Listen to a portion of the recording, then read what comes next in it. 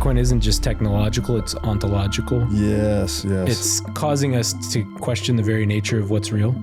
This is the humiliating aspect of Bitcoin, and I mean the process of acquiring humility. I had the experience of my worldview being shattered. Yes. And then I'm left to pick up the pieces. What else am I missing? Mature second person perspective, rules become really important. Collectively, that stage is where governments thrive. You like to outsource authority to somebody to tell you what's right and wrong. Ideologies, they always seem to be in competition for the minds of the young. This is why Marxism is still talked about, right? I think Bitcoin had to emerge at the time that it did for us as humanity to upshift. Waking up, growing up, cleaning up, showing up, and opening up. Everything I used to be interested in, sports, all of it, like, I'm no longer interested in it. Man, I mean, you are actually going up that hierarchy. It also strikes me how much that rhymed with the Bitcoiner journey. Exactly.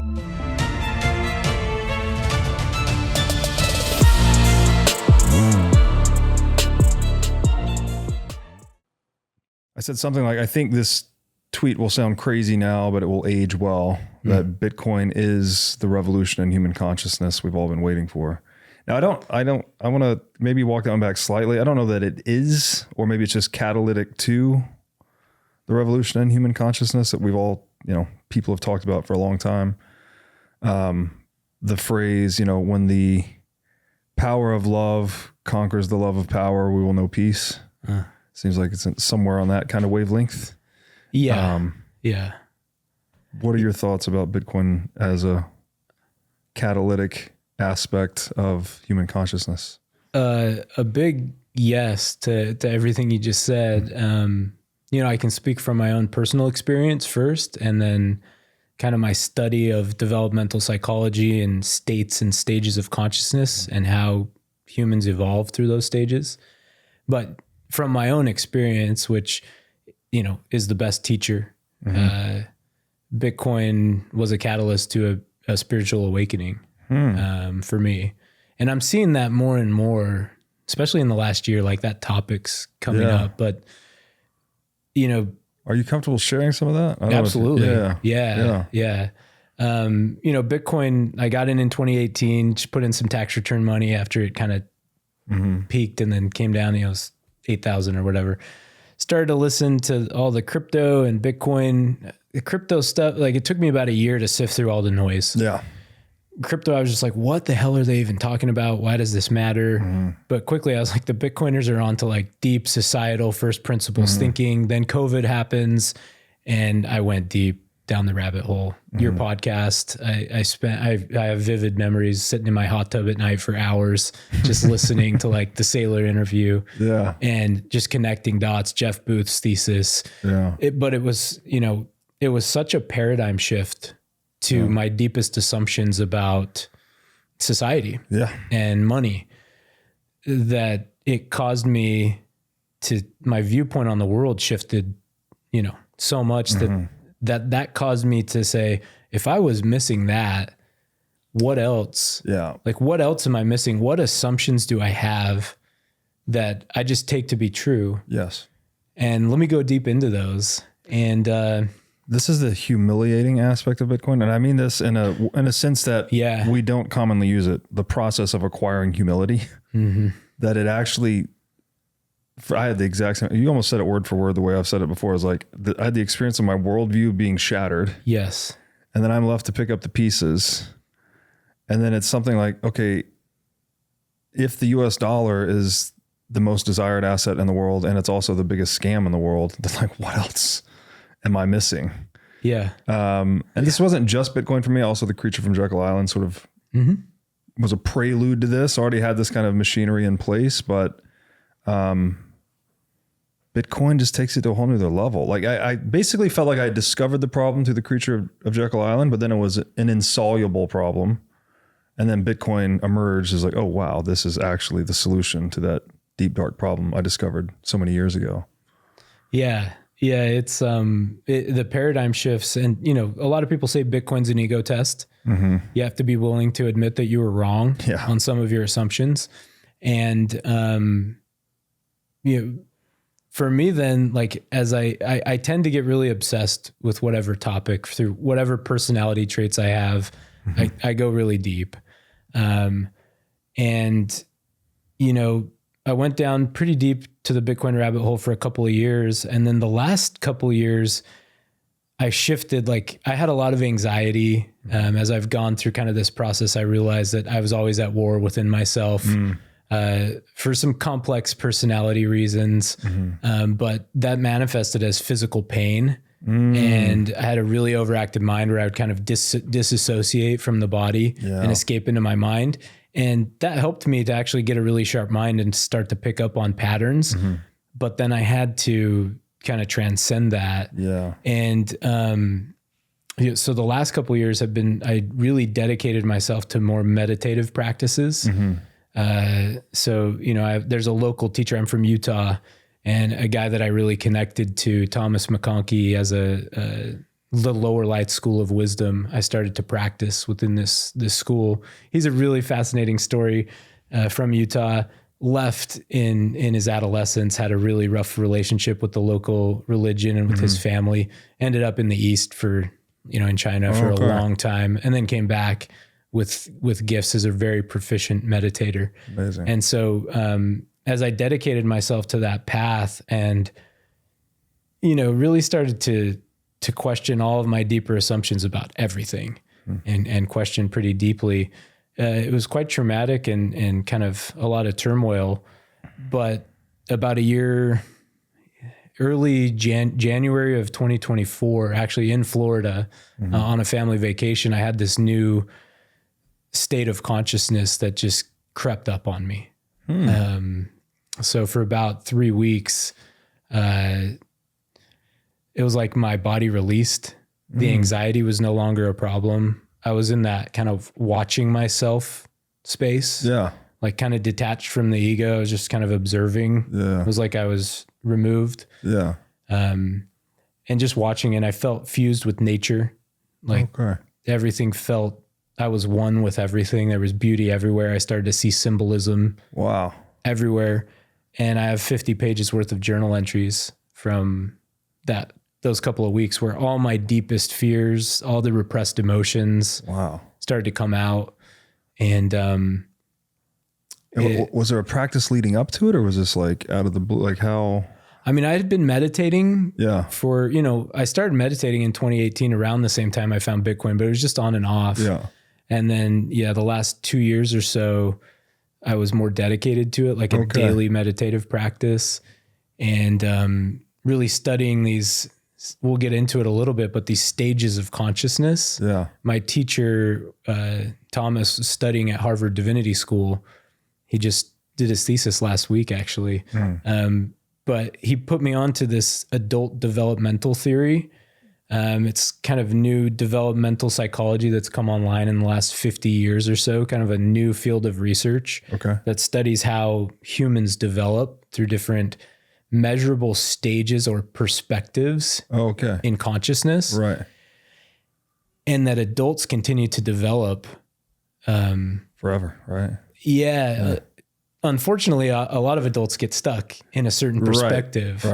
But you know, something that I'm drawn to about some of what you've been talking about recently is kind of that death, rebirth, Christ archetype cycle in this model, where you have to kind of die to who you thought you were and upshift into a new stage.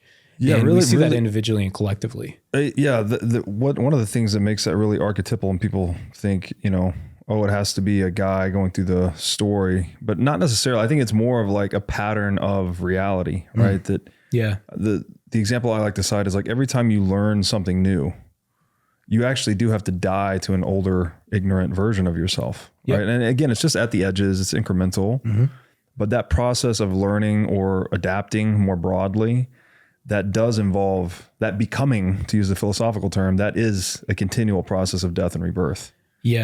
And so that's how I like it. You know, there's other things we could talk about as it pertains to Christ and the archetype, but even that pattern of reality, I think is very essential to growth in all forms. And part of what I wanted, and I'll purposely frame through this kind of lens, this developmental model, not because the model is truth or the end all be all. Like, as we know, as Bitcoiners, like models have all models are wrong. Some are useful. Models have limits. However, I do find that this developmental view is like widely missing from the mainstream narrative. And once you understand it, so much of our conflict, even at the political level, within relationships, like starts to make sense.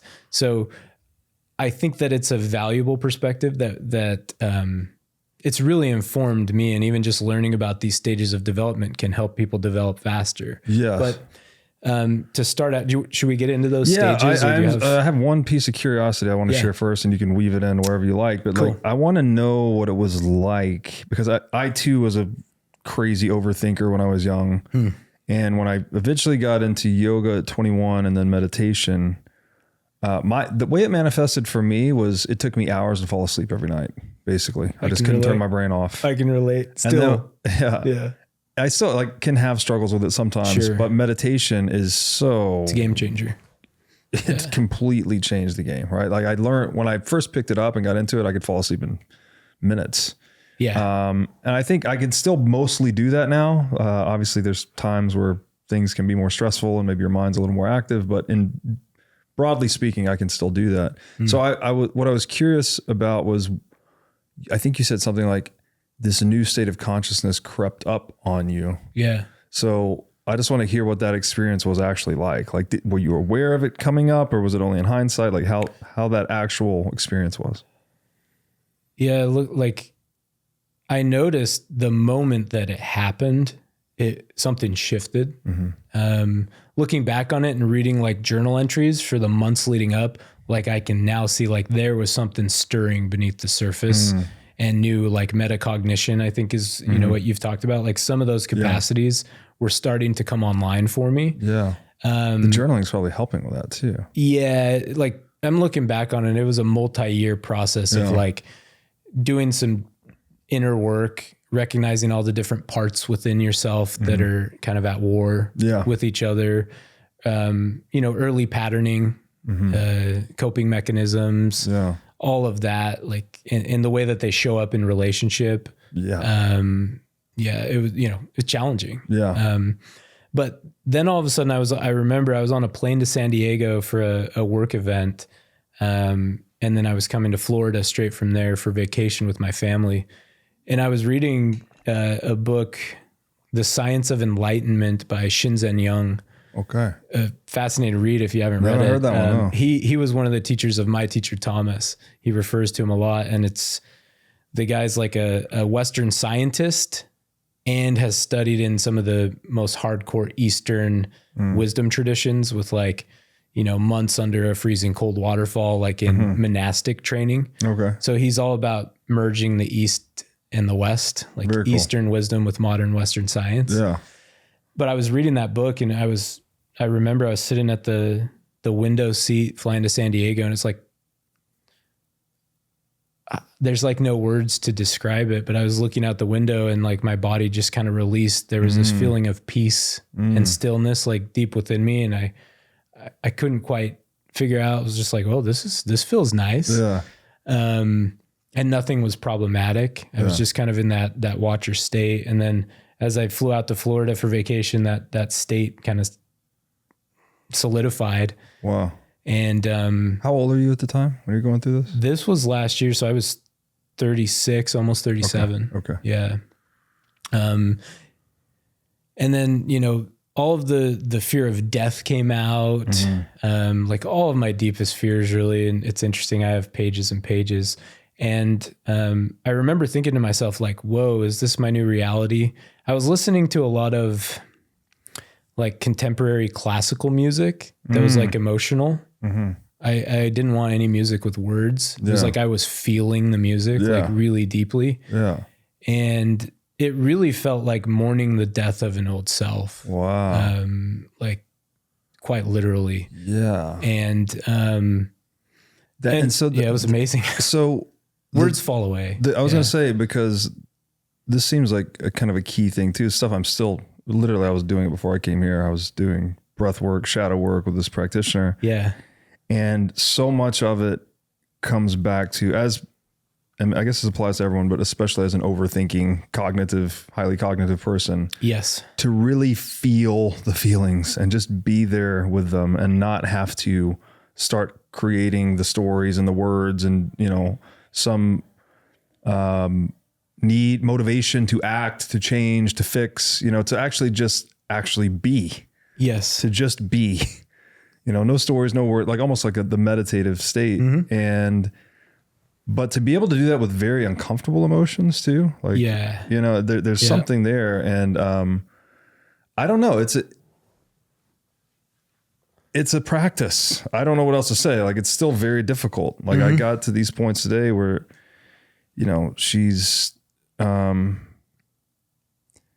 just points of extreme discomfort, like emotionally even, as like you're talking about, there's things I'm working on. It's just like, you get to that point, but it's not hide from the pain. It's not relieve the pain. It's be in it. Open up to the naked reality of being human. Exactly. Yeah. Exactly. The farm at Okefenokee is a revolutionary new regenerative agricultural community. It features an 8,000 tree olive orchard, which they use to make their own olive oil, as well as a very large pecan orchard. All the animals on the farm are heritage animals, with some varieties over 100 years old and others thousands of years old. Fresh eggs are produced daily by the farm's chickens. Also, there are over 1,000 beehives that pollinate the over 200 heirloom fruits and vegetables and provide honey to all the residents. The farm makes its own molasses, unrefined sugar, herbs, and spices. The farm also features an herbal apothecary and a commercial kitchen. These are just a few reasons why the farm is the healthiest place on earth. To learn more about the healthiest place on earth, go to okefarm.com and use discount code BREEDLOVE for $21,000 off custom cabin pricing. Again, to learn more about the farm at Okefenokee, go to okefarm.com and be sure to tell them I sent you.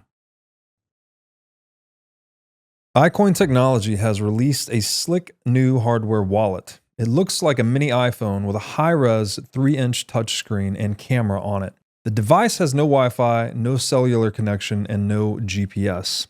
It is an air-gapped hardware wallet which uses QR codes and a camera to communicate with the Bitcoin network. It has a built-in camera which is required for air-gap operation, and it has an optional Bluetooth compatibility. It's really a brand new user interface and user experience for a Bitcoin hardware wallet. iCoin makes self-custody accessible, easy to use, and non-intimidating. It even comes with an optional custom iCoin thermal printer, so you can print out the private key and its associated QR code when you're setting up the wallet. This makes setup quick and simple. Also, it is easy to restore the wallet just by reading the seed phrase QR code with the wallet camera. And as we always talk about on this show, the only way you can truly own your Bitcoin is by having it in self-custody. So you need a device like the iCoin wallet to truly own your Bitcoin. So go to iCointechnology.com/breedlove today for 30% off the purchase of this sleek new hardware wallet. Again, that's iCointechnology.com/breedlove.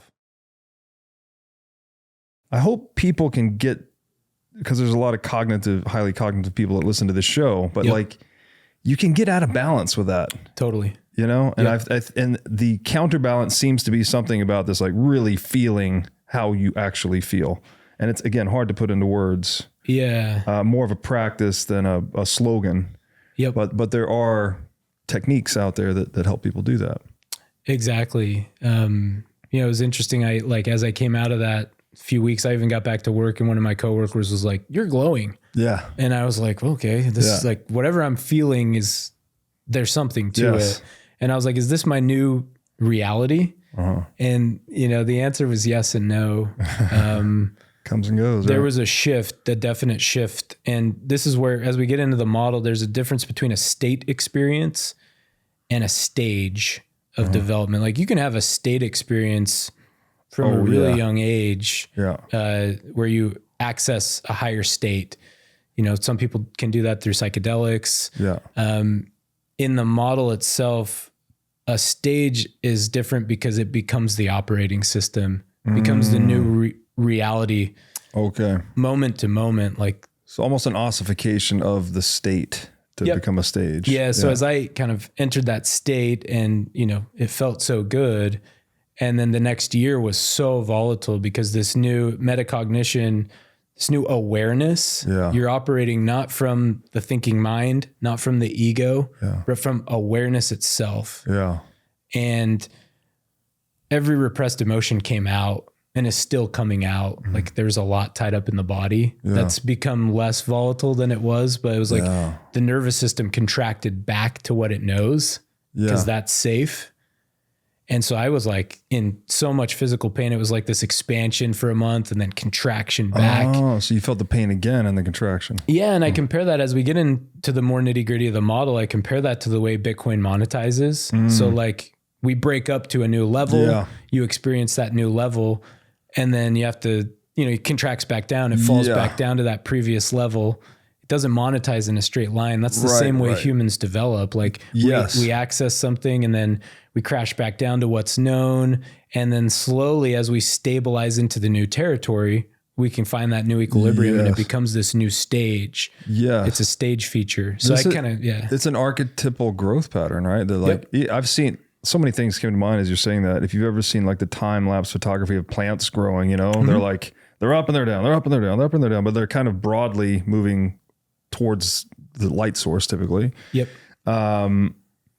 This whole idea that growth itself is just in fits and starts. I mean, there's what's the old saying that there's decades where nothing happens and then weeks when decades happen.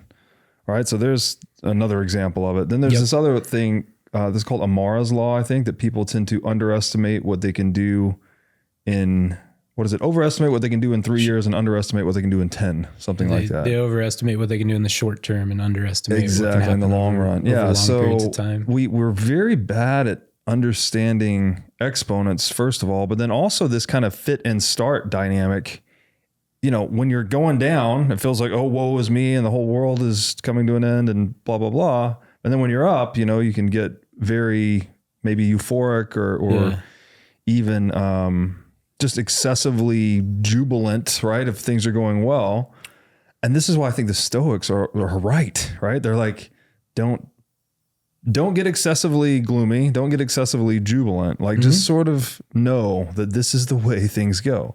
Everything ebbs and flows. Yep. So bend in the wind and go with the flow, like all of this stuff. And you're back to that archetypal kind of growth pattern that I think you're coming into contact and maybe conformity with. And that is maybe the comfort you were feeling in your being. Yeah. Yeah. And I want to go back. I'm aware of what you said earlier about the mind and like the story that we get tied up into. Yes. Especially in the West. This is where the East, I think we have a lot to learn from the East. Yes. In dropping down into the body, into the heart. And all the other levels of knowing. Yeah. Right. Because at certain levels of consciousness or these perspectives, we'll get into the model, into the exact stages. I think it'll be helpful for you. But at the lower end of the spectrum, everything's binary. It's this or that. Yeah. It's a 1 or a 0. It's us versus them. Yeah. And then once you get up into some of the more mature stages or perspectives, the mind is no longer in the driver's seat. Yeah. You're actually dropping down more into the heart, into the immediacy of experience, into the wisdom of the body. And I'm starting to see it more and more clearly that especially in the age of AI, where cognitively we are like, it's already way faster than the human mind. It's doubling, at rapid speeds. Yeah. And so the distinction and the differentiator of the human being is now the heart and the body, but we're not taught that here in the West. We worship and live up in the mind. Yes. And I think the future of leadership is going to be embodied. It's going to be heart focused and connected to the body. That's fantastic. Yeah. I go to Vervaeke's kind of my thought leader on this, where he talks about the 4 levels of knowing, right? That we've over-indexed in the West. We think all knowing is propositional, like verbal propositions you can fit between your ears. Yep. Like that is the exclusive domain of knowledge. But he makes the point that there's these other layers, right? Participatory, perspectival. Yeah. And I can only remember 3. So what's the 4th one? I don't know the names. I forgot. So there's other levels of knowing, basically. Yeah. I'll have to think about what that other one is. I have an example that's coming to mind. Like through this whole experience, I realized that my job, I was in sales for 17 years, worked in tech, had everything that 10 years ago I thought would make me happy. And the last year, as I kind of came into this transitionary phase of identity breakdown and new consciousness, I realized that what I was doing in my day-to-day was sucking my energy, even though I was making a ton of money. Yeah. And I approached my employer because they could see the shift. I was really volatile and like going through a pretty big identity shift. And I told them I'm going to make a move to psychology and consciousness probably in a couple of years. I studied psychology in college. That's what I really wanted to do, but there was no money in it. So I followed sales. Yeah. And I approached him saying there's a few other internal jobs that might help me transition there that are more people focused. That I think would get me out of bed in the morning. Like I really want to be in relationship and have my purpose not just be make more money to buy more things. Like I want deep fulfillment. Yeah. And I thought a couple of those jobs would work. For whatever reason, they didn't. And my boss was like, we need you. The company I was at, high growth tech company, potential exit in a couple of years maybe. Yeah. And they're like, we need you all in on sales for the next 2 years and write down what that means. Cause they had seen that I wasn't, I was doing good, but I was not all in. I was trying to figure my life out. Yeah. Yeah. And I wrote a letter to my boss on what that would look like. And it was a Friday night about 3 months ago. And I woke up at 1:30 in the morning and it was like, my body was like, no. My mind was like, you have to, that's secure. And it's like my heart. And as I've trained to listen to that, it's like my body knew something before the mind did. Yes. And, here we are 3 months later. I don't know what I'm building something. I'm trusting my heart. Yeah. But I went in and quit on Monday. Good for you. Just went for it. Good for you. But it's terrifying. It is terrifying. I've done something sort of similar when I moved to Los Angeles to start my company. I had one client, basically a CFO consulting client. Yeah. And I left a very secure, big thing. And it felt terrifying at the time. But I have no regrets. It's been a very volatile journey, but it's led me to this point. And now like I get to nerd out and talk to people like you for a living and then help other people unplug from the matrix. So I think you'll look back on it one day and think it was the right decision. I already am. Yeah. Like I'm so alive with it. And the fact that I'm sitting here 3 months after quitting my job is like, it's all the proof I need. And when the adversity comes, just remember, like, keep listening to the heart. Yep. Yeah. Cause the mind always comes back in and tries to tell you what to do. Yeah. I've had enough experiences and synchronicities that I have deep trust that the body knows something, and there's other intelligences like you're alluding to that are going to become more and more important for humans to tap into. Yes. Yeah. And you're training that muscle too, right? As you lean into it and listen to it, it gets more attuned. Yes. And then I think, the mind is powerful, of course, but left to its own devices. That's the danger. And I think the big thing is having choice and freedom. When do I want to use that logical, analytical instead of being ruled by it? That's right. That's right. But that's tricky. It's not easy. It makes a excellent servant and a terrible master, as has been said. Yeah. And it is very tricky because we are, as Raveki says, perennially prone to self-deception. So you might think you have, I figured it out and this is a really good idea and this is what I'm going to do.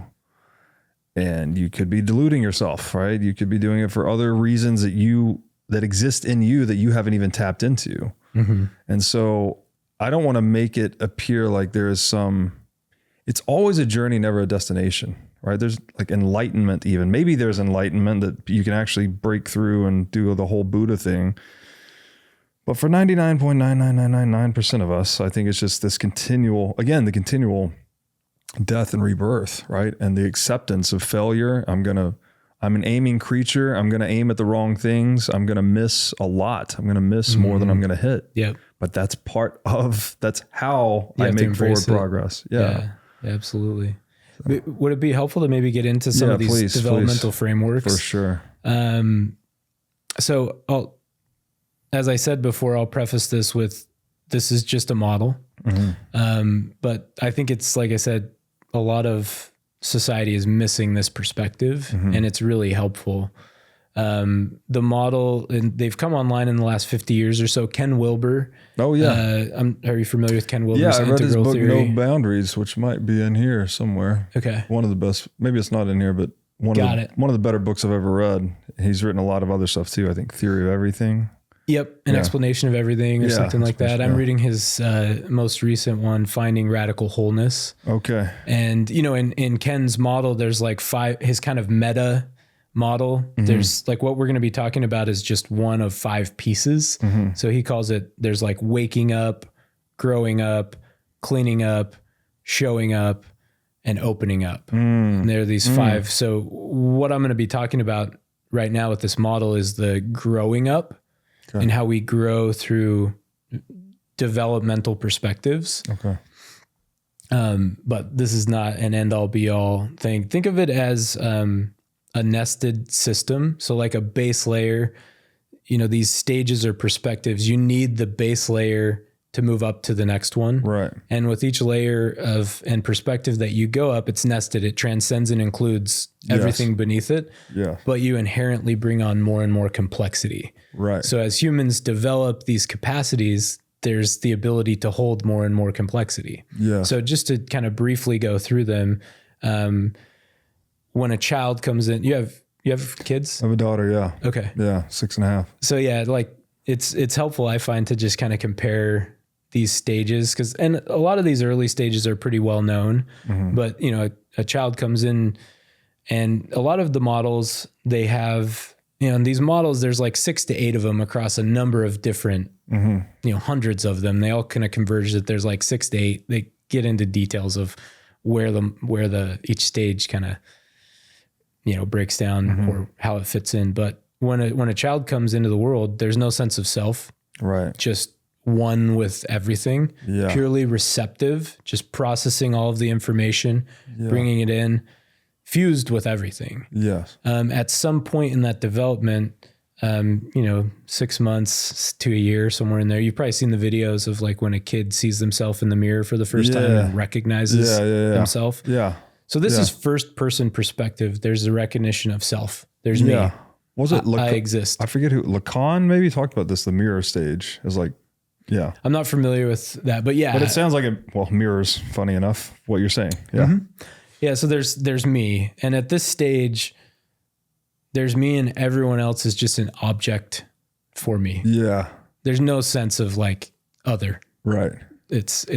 I'm the center of the universe. Yeah. This is like the 3-year-old tyrant kind of thing. Exactly. Yeah. And a lot of new capacities are coming online, like being able to say no. Yeah. And like that's healthy for development. Yes. But so, we go through these stages, we go through them individually, and then collectives go through these same exact stages, whether it's humanity as a whole, whether it's a startup, a religion, a country, all different collectives go through these same stages. So that's very primitive humans. We're in this first person perspective. Yeah. Second person perspective comes online. Typically, how old do you say your daughter is? 6.5. Could be coming online around then. And, depends, like there's a range, but 5, 6, 7, 8, somewhere in that range. There's now a recognition of self and other. So I exist and somebody else also exists, and they, you can see that they see you. Okay. And so, there's this reciprocity. You are extrapolating your internal experience onto other people. Is that what it is? Like you started looking at it in relationship with others. People are like acting agents rather than just objects in your world. Yeah, so friends become important. Yes. You know, your daughter might have little friends and like it can be devastating at that age to have something happen with a friend. Like it's really important. For sure. And within each of first person, second person, third person, there's like the early stage and then a mature. So you could kind of break each one down into like 1.0, 1.5, early and mature. Mature second person perspective, you know, is more in those teenage years. And that's what's really important is this collective, like you're learning popularity. Yeah. You're learning in a group. Yeah. And, you know, the parents are no longer important, but you're seeing self and other and rules become really important. It's this or that. Yeah. A rule based, you know, kids need to be taught certain rules to have a foundation to build upon, and it gives them stability. So it's important. Yeah. Collectively, that stage of second person perspective is where, you know, governments thrive because you like to outsource authority to somebody to tell you what's right and wrong. And that's good, right? Like it's helpful at that stage. And religions really thrive in a second person perspective. Like I'm right, you're wrong. Yeah. Teenagers like are part of the in group or the out group. Yeah. Right. So you can kind of start to see that in society, how it evolves. Forget multivitamins and other supplements. Animal organs are the most nutrient-dense foods on the planet. You can get 100 times more nutrients from organs than you can from muscle meats. But the problem with eating organs is that they are difficult to find in stores, they are difficult to prepare, and even when they are prepared well, they often don't taste great. Thankfully, Heart and Soil Supplements has made consuming organ meats so much easier by providing powderized organs in capsule form. Organ meats include everything your body needs to thrive: vitamins, minerals, peptides, proteins, and growth factors. This is why organ meats were the most prized foods for our ancestors. Fortunately for us, Heart and Soil makes these treasured foods easily accessible. So go to heartandsoil.co today and use discount code BREEDLOVE to get started on your journey to optimal health and vitality. Again, that's heartandsoil.co, discount code BREEDLOVE. Have you ever wanted to start a business in the Bitcoin space? If so, then the Wolf Startup Accelerator could be for you. Wolf is the first startup accelerator dedicated exclusively to businesses developing in the Bitcoin Lightning Network. 4 times each year, Wolf brings teams from around the world to New York City to work with like-minded entrepreneurs, pushing the boundaries of what's possible with Bitcoin and Lightning. The program is designed to help early-stage companies achieve product-market fit, develop their brand, secure early-stage funding, and grow businesses that fuel the global adoption of Bitcoin. Go to wolfnyc.com to learn more or apply today. Again, that's Wolf, WOLFNYC.com. It seems like a lot of we could broadly call these things ideologies, right? Not to try to use a neutral term. I mean, even that has maybe a negative connotation to it, but whether it's a religion, a sports team, a country, business, whatever. Yep. The ideology seems to be trying to propagate itself obviously forward, almost like it's an independent life form. But to do that, it needs to try and go into the minds of the young, right? So all these, whether they're philosophical ideologies or political ideologies, whatever they are, they always seem to be in competition for the minds of the young, right? They're trying to get the young recruited in. And Mises made a great point on this too, that it's not like a tool in the free market where if I create a shovel that doesn't dig holes well, then that thing's just going to go out of existence. He's like, actually, you can create false ideologies that propagate for a long time. Yeah, totally. Because it's not so much about usefulness, it's about this recruiting game, like how you can propagandize or psychologically manipulate the young to adopt the ideology. This is why Marxism is still talked about, right? It's like, yeah. Second person perspective is really influenceable. Yes, there it is. And a lot of times it's impressionable. Yeah. And the third person perspective can also like really influence the second person people in a second person perspective. So like leaders at a third person perspective can really like influence this second person perspective. There's still a lot of the world that's operating, you know, and it's interesting in these frameworks, like we don't just have one, we have like our center of gravity of where we operate from, and our leading edge and our trailing edge, where we like, when we get contracted, we go back down. And different domains, right? Like I think like maybe in the doctor's office, right? You have a brain surgery or something coming up. You're probably like deferring to the authority of the brain surgeon. And presumably that's a good thing. He's competent, whatever, but it could also be, could be exploiting you, right? If, you know, for whatever reason.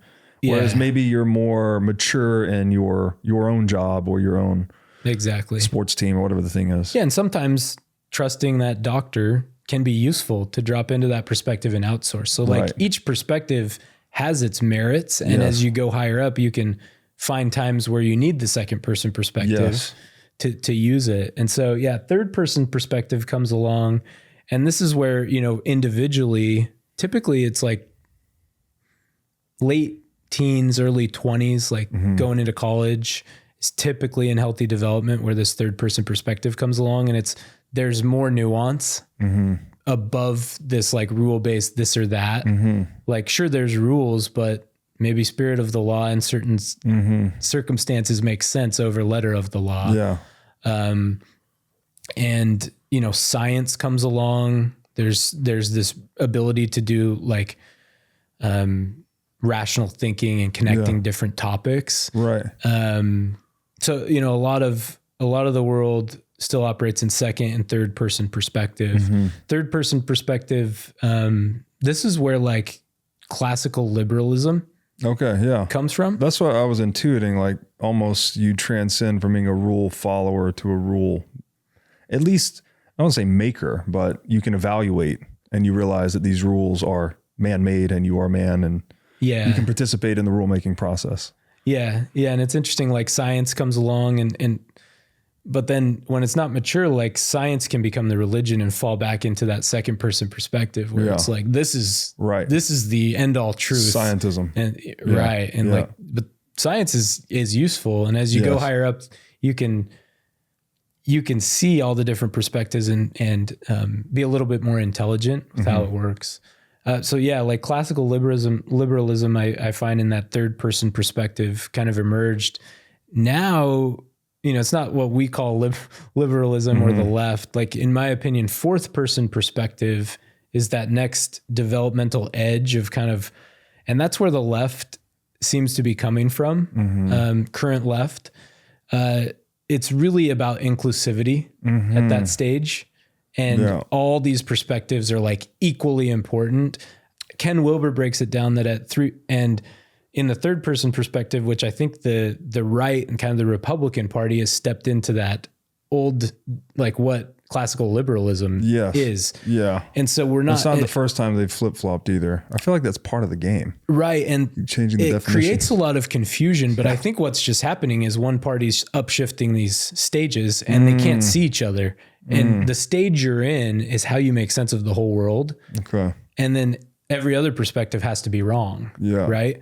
So fourth person perspective, it's all about equal outcome, where at third person perspective, it's equal opportunity. Right. So you see that both of those are disastrous.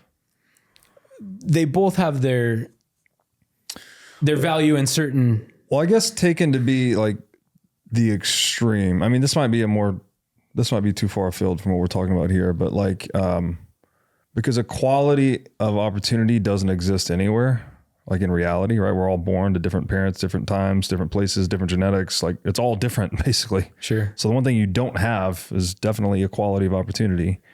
And equality of outcome is also really bad because there's no two outcomes that are the same other than death. So it seems like if you optimize for equality of outcome, you end up with like these atrocities basically.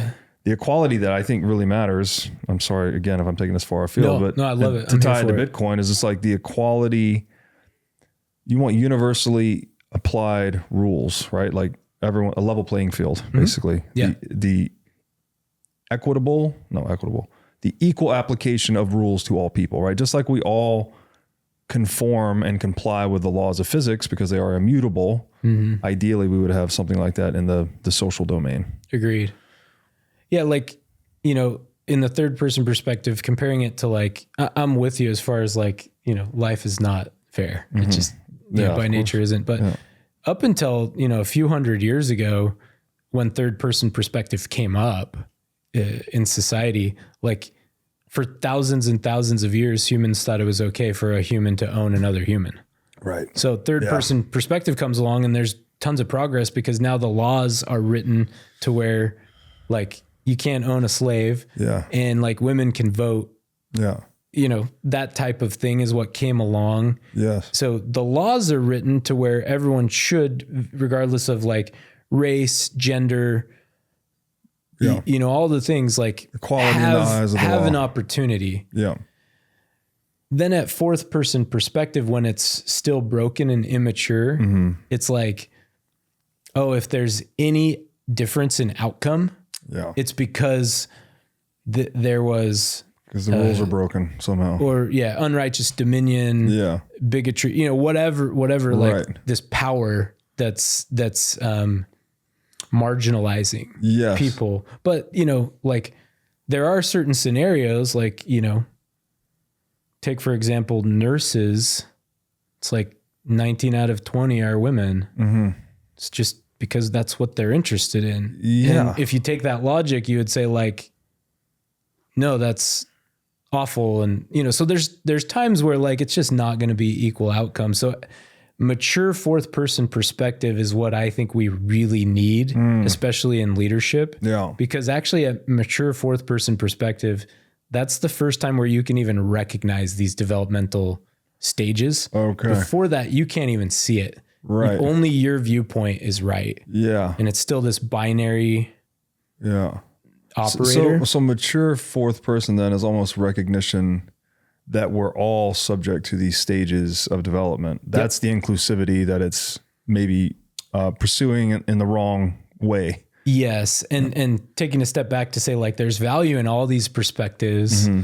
And if we come together and like use creative, intelligent means to come up with solutions, because before that, it's just like, I'm right, you're wrong. And you see it in politics, like regardless of, you know, I think there's some good policies with Bitcoin coming out, but as far as just looking at the types of leaders we're choosing, it's still very ego driven, polarized, and we need more mature leaders to step up. And, you know, I think the models show that it's like maybe 6 to 8% of people operate in this mature fourth person perspective. Yeah. And it's just being able to handle all the complexity and step back and get rid of like your need to be right. What do they say? The mark of an educated mind is the ability to entertain two thoughts without accepting either.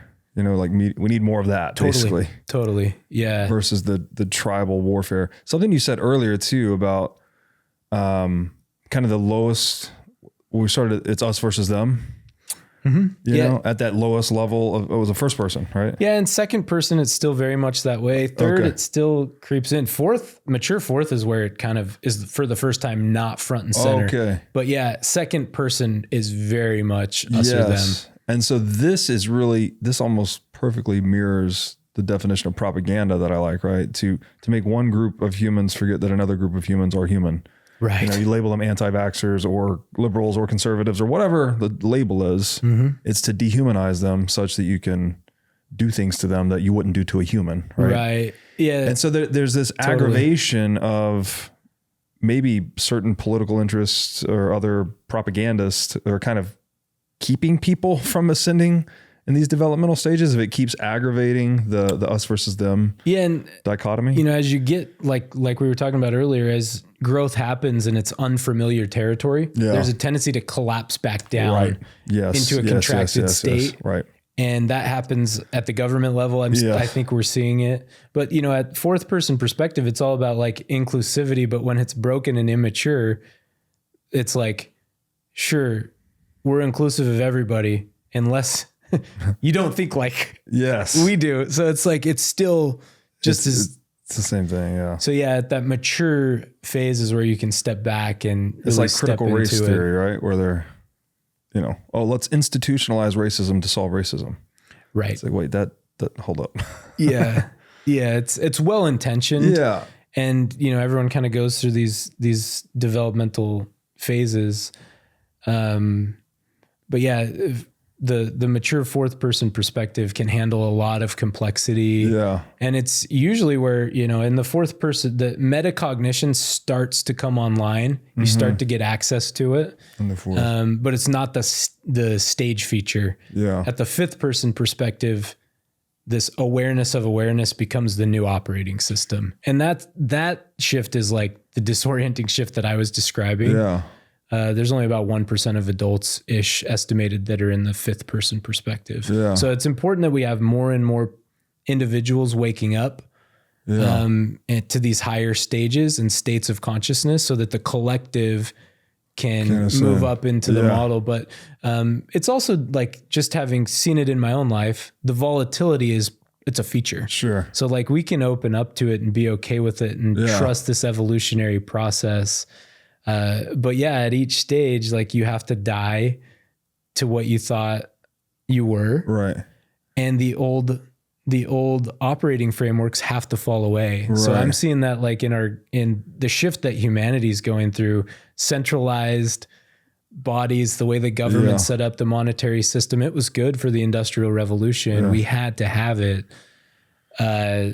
It's not built for the speed of technology. No. It's just it. And so the old has to fall away. But when like there's no map for where we're going, that's inherently volatile. And that's why I think it's really important that we get more and more people up to that mature fourth person perspective. I actually just launched a leadership coaching or transformational guidance, kind of one-on-one with leaders to do the shadow work, the deep inner work, consciousness to upshift more people into that integral, mature fourth person perspective. One of my other teachers, John Kessler in Utah, he's an amazing man, kind of not super well known, but he works with integral polarity practice, and they map to these stages.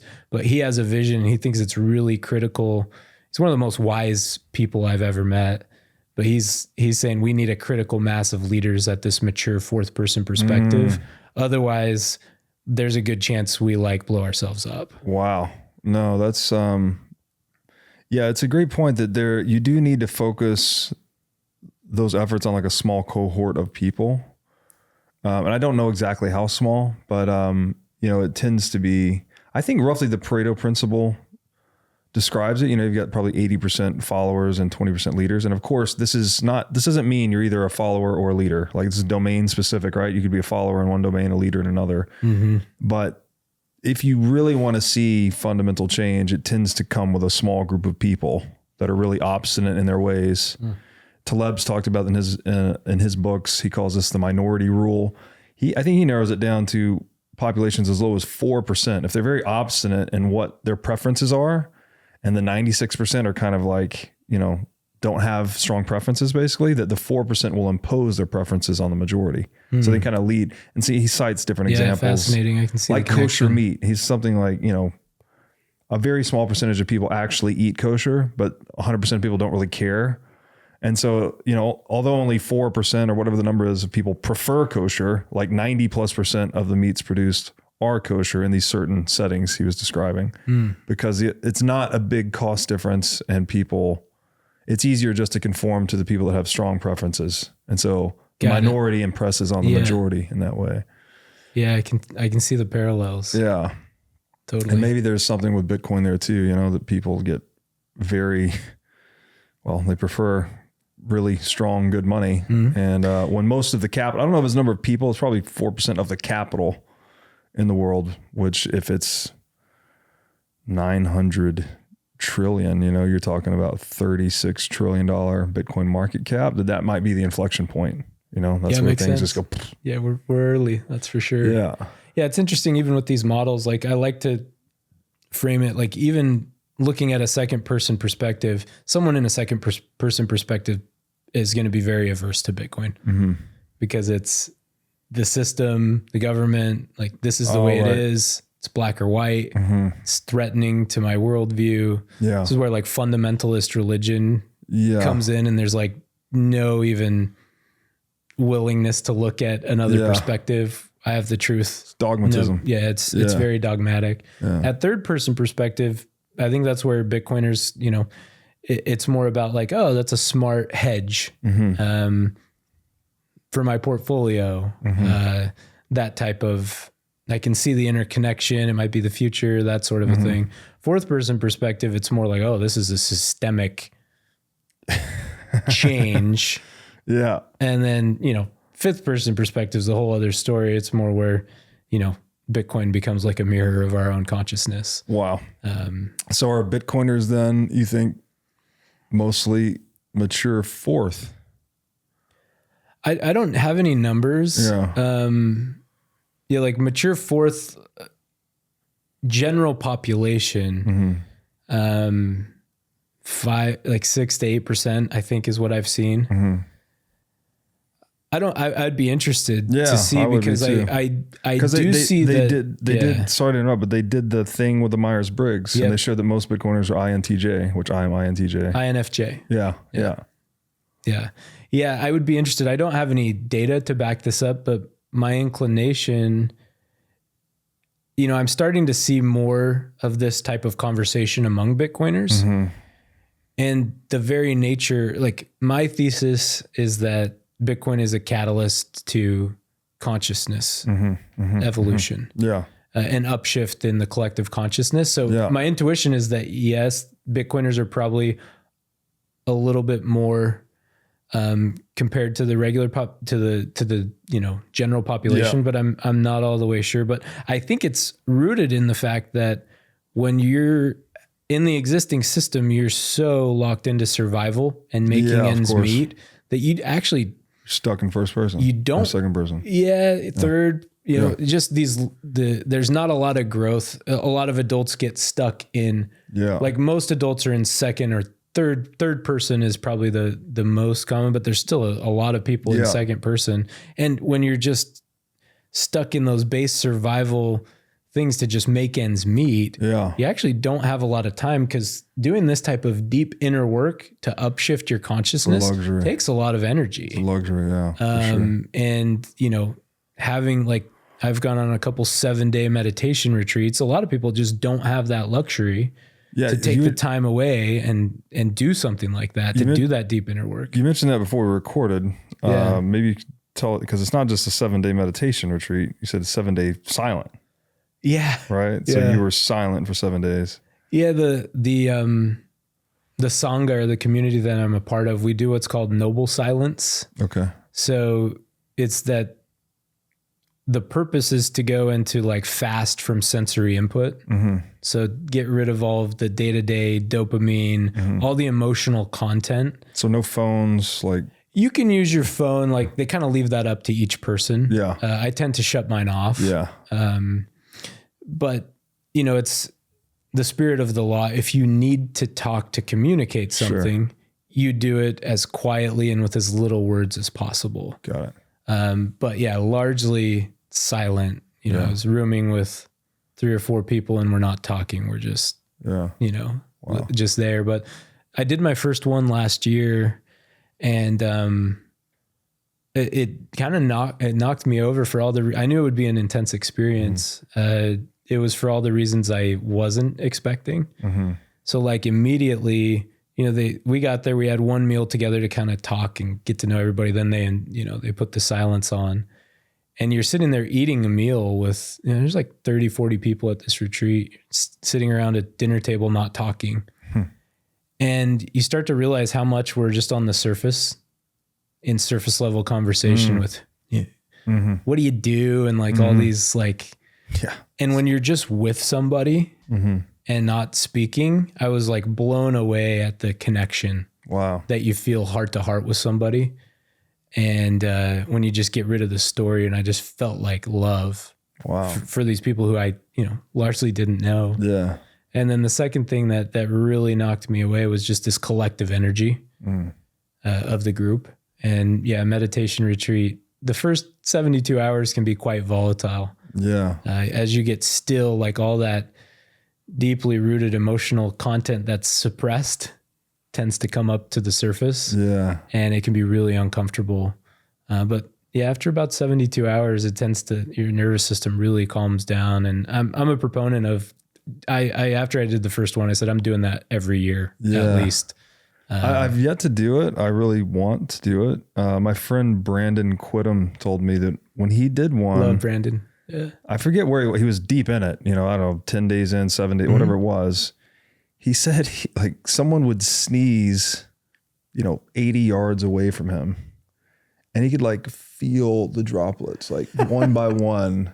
It was like, so he was just trying to describe how in touch he was with physical reality. Yeah. Because you've like diffused all the narrative, all the storytelling. It's just like kind of shutting down that part of your being. And so I guess all those energies get redirected to like your tactile embodied experience. Yeah. And, you can have those experiences where sensory experience becomes super salient, so kind of clear. Yeah. And it's training. It's training. And the goal of that type of practice, in my opinion, is to find ways to be able to keep that with you as much as possible as you go through day-to-day life. Yeah. And you get into the chaos. Like, I went on my retreat, my last one in March, and, I had quit my job 5 weeks before. And the first time I did it, I was like blissed out for a couple weeks after I came home. This time I was really calm at the retreat, and I came back to real life, having quit my job, not really having a plan, trying to figure out how I'm going to do all this. And like, it was really volatile. And, part of the practice is just to learn to be with it. Yeah. And just to accept it as it is when you're uncomfortable, like see what's under there. Yeah. Get really curious about it and figure out like, why am I uncomfortable right now? What's this triggering in me? And generally it's like a scarcity mindset. Yeah. Or feeling out of control. Would you rather have 1 Bitcoin today or 2 Bitcoin a few years from now? Bitcoin mining is a tried and true strategy for accumulating Bitcoin. Over a 2 to 4 year time frame, successful miners have consistently accumulated more Bitcoin than they otherwise would with a traditional dollar cost average strategy. Blockware mining as a service enables you to start mining Bitcoin from your laptop. Blockware handles everything from securing the miners to sourcing low-cost power to configuring the mining pool. They do it all. Plus, with Blockware's one-of-a-kind mining marketplace, you can buy and sell live Bitcoin miners with just a few keystrokes. In this marketplace, buyers get to purchase live machines at vetted facilities, enabling them to mine with zero lead time. And sellers get the opportunity to liquidate their machines and hosting contracts at will. This means you can mine Bitcoin with zero long-term commitment and high liquidity on your mining rigs. Blockware will even cover your energy bill for 1 week per mining rig when you sign up at mining.blockwaresolutions.com/breedlove. Again, that's 1 free week of Bitcoin mining at mining.blockwaresolutions.com/breedlove. And on top of this offer, you can also use code BREEDLOVE to get $100 off your first mining rig with Blockware Solutions. Bitcoin custody is evolving. Both self-custody and single third-party custody come with significant risk and trade-offs. Onramp is pioneering a new standard, multi-institution custody, which eliminates single points of failure, adding fault tolerance and redundancy to your setup. Onramp secures your Bitcoin in a segregated cold storage multi-key vault guarded by 3 independent institutional-grade custodians, none of which have unilateral control over your keys. Your funds are fully auditable on-chain, cannot be rehypothecated, and can only move or be withdrawn at your explicit direction. Multi-institution custody removes the technical, mental, and physical burdens of private key management, providing unparalleled peace of mind for you and your loved ones. Bitcoin is money, and as the price continues to appreciate, Onramp helps you seamlessly tap into financial services like trading, inheritance, insurance, loans, IRAs, and more, all without compromising on security or accessibility. Schedule a consultation with the Onramp team to learn more at onrampbitcoin.com/breedlove. Again, that's onrampbitcoin.com/breedlove. No, you're hitting on so many things. Like you're almost predicting my questions here. Because you already said earlier, right, that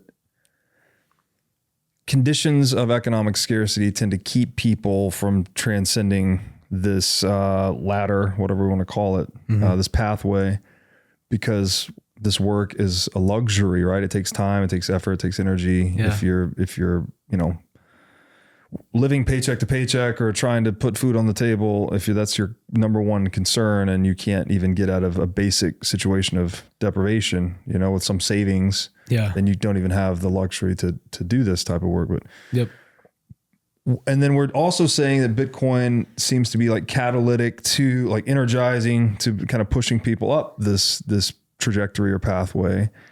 Is it just a matter of economic scarcity? Is it just because what I'm trying to tease out here is that the thing we often talk about in relation to Bitcoin is like, how much do material incentives influence our individual paths of development and even the moral quality of our character development? Like, how much are these things related?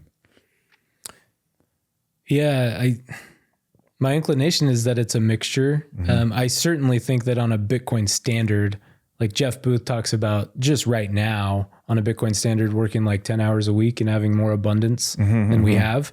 So imagine the implications on consciousness if that were to be the case. Yeah. So I think the more time you have and the less you're having to worry about keeping up with inflation and your money, if your money's getting more valuable.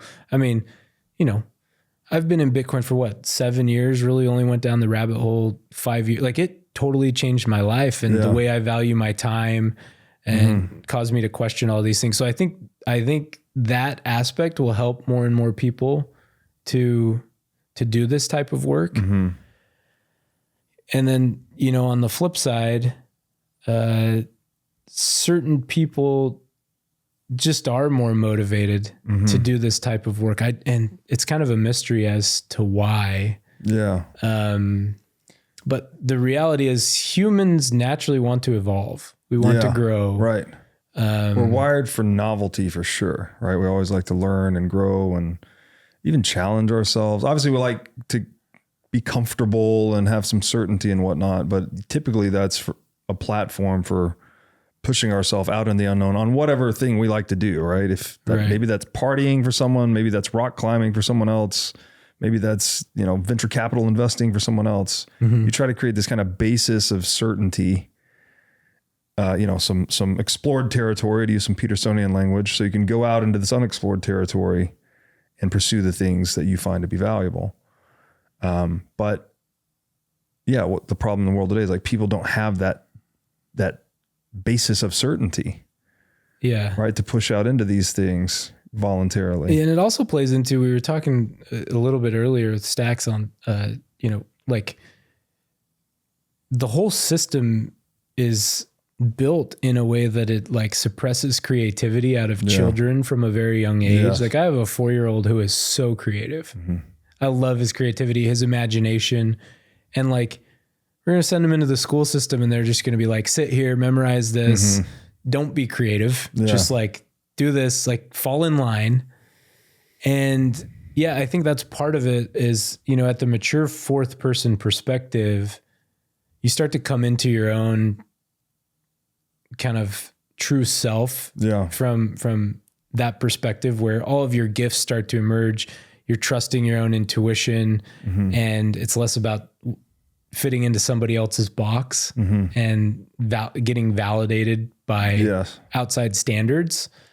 So like getting more and more people into that and tapping into their creativity. Now, once you shift to fifth person perspective, that's a disorienting shift because the question that starts to come up is, if my identity at first, second, third, fourth person perspective continued to change, it's all a construction.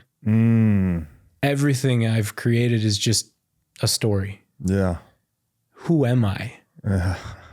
And it all starts to come out and you actually have to let go of all of it and die to who you thought you were to let something new emerge. Wow. So I was just going to ask you what fifth person means, but it's something like the transcendence of the narrative architecture entirely, and the realization that your entire identity is just a story you tell yourself about yourself. Yeah. Right now it's useful. It's necessary. Like we have to move through the world and all these things. But if you want to have like the, ultimate analysis of it, that's basically what it is. Mm-hmm. And so is that a point? I mean, that's a point of pretty profound freedom. Yep. But as we've said along this journey already, that freedom can be terrifying, right? And people often you'll have a breakout growth, but then you'll have this regression back. I think the archetypal example of this is, Moses leads the Israelites out of bondage and they go and they're lost in the desert for 40 years. And a lot of them wanted to go back. It was like, oh, let's go back to the tyranny where at least we knew we had 3 square meals a day and we didn't have to figure all this stuff out. Yep. And so there's that same pattern, right? It's like you get this freedom, but it can be disorienting, scary, puts the responsibility on you. Like, what are you going to do with it? Yeah. And there can be a tendency to want to retreat back to prior stages. Yes, exactly. And it's really important at this fifth person perspective, like ideally in that fourth person and to the mature fourth person, you do a lot of the cleaning up. That's what Ken Wilber's talking about, that shadow work. Yeah. Where you start to like heal some of those childhood woundings and going down the stack into the roots, almost like a tree. Yeah. My teacher Thomas says that the way down is the way up, and that comes from a number of different mystical teachings. So as you go down into the roots and mature out those early first, second person perspectives where you maybe didn't fully mature that due to whatever upbringing you had, your parents, the way they raised you, any sort of trauma that you had, you go down and heal that. And that allows the top to grow. Yeah. If you go into the fifth person perspective, and I know this through painful experience, and you haven't, you still have a lot of shadow work. It's like a Jenga tower that has like something down lower pulled out, makes the whole top really wobbly. Oh, wow. So that's why my last year was really profoundly disorienting and like unsettling, because this egoic self that you've created, all of a sudden you realize, but there's a lot still under there that needs to heal. Yeah. And so it's it's challenging. As you were saying that, this fifth step is perhaps the meta step, right? Where you're actually saying, oh, this is all constructed. Mm-hmm. Even the thing we're talking about right now is just a construct, right? It doesn't, just words. The map is not the territory, but it is, again, useful in that we're trying to describe these paths that many people go down over time. Yep. And so when you take that fifth step, you almost go back to the beginning and want to rebuild the whole thing. So like you start to try to rebuild from a strong foundation, which is the shadow work. Yeah. And I guess maybe processing some of the thing. This is the making the unconscious conscious. Yep. That starts to come online in the fourth person. You can do some of that. Yeah. So you can start to recognize the parts of yourself where before fourth person, like the idea of like different voices and parts of yourself, you're like, can't even understand that. But like the stages model, which is kind of one of the models that fits into integral theory. It's a lady named Terry O'Fallon created it. I've been doing a course with her where we study like for a whole month over the course of a year, each stage, and you like write an autobiography about yourself in each stage. So, but that fifth person perspective in her model, she calls it the meta-aware stage. So metacognition comes online early stages in late fourth person perspective. In fifth person perspective, it is the new stage feature. Right. Awareness of awareness is the center of gravity to how you operate. Meta awareness. So you're just observing it all. You're not, and the ego, like, I liked the episode you did with Jeff Booth a couple weeks ago. And you were talking about ego death. Yeah. If I remember right, you were asking him about it. And it's the name of his VC firm. I got to ask him about it. I've spoken with Jeff a few times, actually connected him with Thomas, my teacher. Cool. And it was like way over my head. Those two guys riffing. It was amazing. But Sorry, I lost my train of thought. So that was my fault. No, you're good. That was me talking about Jeff. Jeff Booth gets me all distracted. But yeah, the meta awareness becomes that stage feature where, ego death is what we were on. It's not that the ego at probably sixth person and beyond, that's new territory for me. But that's probably where like true ego death happens. Yeah. My experience is that the ego never like fully dies, at least in the fifth person perspective. You're just more aware of it. Right. And you're not reactive to it. It's not in the driver's seat anymore. Yeah. It's not like, you notice when you're having a impulsive reaction to how somebody's talking to you, instead of just like immediately like defending yourself, you notice it in real time where I'm projecting. Yeah. Or like Jeff said in that conversation, how, he somehow noticed that his ego was backing him in to a decision. Right. You were asking him about that. Yeah. That's that metacognition where you're just starting in real time to like really start to notice it, but you're just watching it and you're not like resisting it. It's just one aspect of yourself. Yeah. There's this like, I'm thinking now of Viktor Frankl's Final Human Freedom, right? The separation between our circumstances and our ability to choose how to respond to them. Like it's this gap that's always there and it's always available to us. It's a freedom that no one can take away. Yeah. But we often take it away from ourselves. You know, when you have that unconscious reaction, you didn't give yourself the space to choose how to respond optimally. If someone says something mean to me and I get angry and then it's like, I've just gone into an unconscious program, right? I'm not operating from the space. I'm being run by the program, basically. It's totally reactive. Yeah. Yep. So something about creating or acknowledging the permanence of that space lets you not be governed by your unconscious programs, right? Even if you see, maybe in a moment you are having this impulsive purchase or whatever the thing is, if you really have that space still developed between yourself, the neutral observer and your actions, then that becomes conscious input into your model of yourself. Like, I'm doing that thing again that I don't like to do. What's going on here? And that lets you run your whole brain in debugging mode to start solving that. Whereas if you don't have that, then you just are the unconscious pattern. Yep. Yeah, exactly. And, on another level is to like, even then watching your brain deconstruct that and realize that's all just a story. Yeah. And like coming into just immediate sensory experience. Yes. And that's where the Science of Enlightenment, that book I was telling you about, Shinzen Young really breaks that down into like a science where you can just, something that's really helpful, at least for me going through that transition, was just starting to track experience. Shinzen Young breaks it down into see, hear, and feel. Feel, he includes like taste and smell, but just for simplicity. Yeah. See, hear, feel, and then in and out. Yeah. So like anytime you're experiencing anything, you can just break it down to like immediate sensory experience. So seeing is happening out right now. Like I'm seeing you outside of me, see out. Yeah. When you have a mental image, insight, see in. Yeah. Hear, like I'm hearing you talk. Yeah. Hear out. When the voice in your head's going, hear in. Yeah.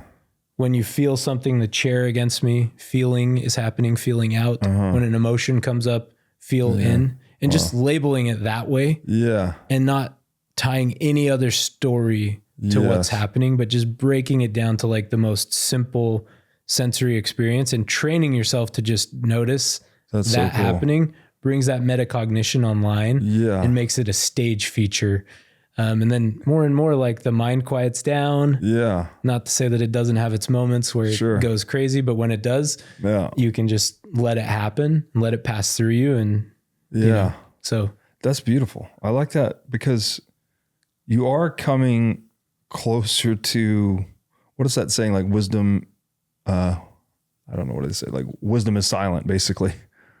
Right. You're coming to that place where it's like, you are just this assemblage of, patterns, basically embedded in this much larger assemblage of patterns, and everything is affecting you as you are affecting everything. And it's like, there's a continuum. There's a flow between you and everyone and everything that you interact with. And like getting your knowledge structure or your story of yourself that is yourself closer to that is like that. It's the most real foundation on which to build everything. And foundation is kind of a bad metaphor there because it's not really a foundation. It's this, the flux, right? Yep. You're just in the flux and you're like, oh, I'm in this place of pure creativity now. Uh-huh.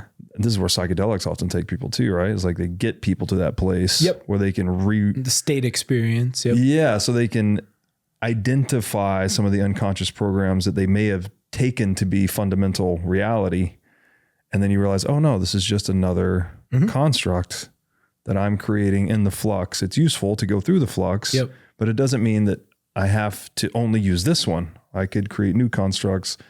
I can tell myself new stories about myself, therein becoming a new person, you know, that it propagates outward, right? Like thoughts, habits, actions, habits, character, something like that. Yeah. And that's where it gets, you know, in the polarity work and in, you know, meditative circles, wisdom circles, they talk about the fullness, like what you were just saying is very full, the story, but then everything is empty. Yeah. There's emptiness in every construct, every story at some point. Yeah. The fullness of experience, but the emptiness of language in a way. It's like language is, we're using it as necessary, but it's kind of limited. That's why wisdom is silent. It's like, fifth person perspective, language and empty meaning really comes online. Yeah. And you realize that even language like starts to come up where in fifth person perspective, you might, when someone's talking, you might say, can you define that word for me? Yes. Because you're realizing that their definition and your definition might be totally off. And that's what's like disjointing everything. Yeah. So you really start to deconstruct language and realize that there's empty meaning in language and that we need to use our language in a certain way. And then from what I understand at sixth person perspective, I've had a few experiences where this is where like timeless, boundless experience comes online. It's like pure consciousness event or it's like deepest parts of meditation. The kind of eternal now where, you know, it's all right now. There's no time, no boundaries. Yeah. You know, experiences like, for example, this gets kind of metaphysical, but you know, what if in 2020, when I went down the Bitcoin rabbit hole and I listened to your podcast and I read your article, what was it? The number 0.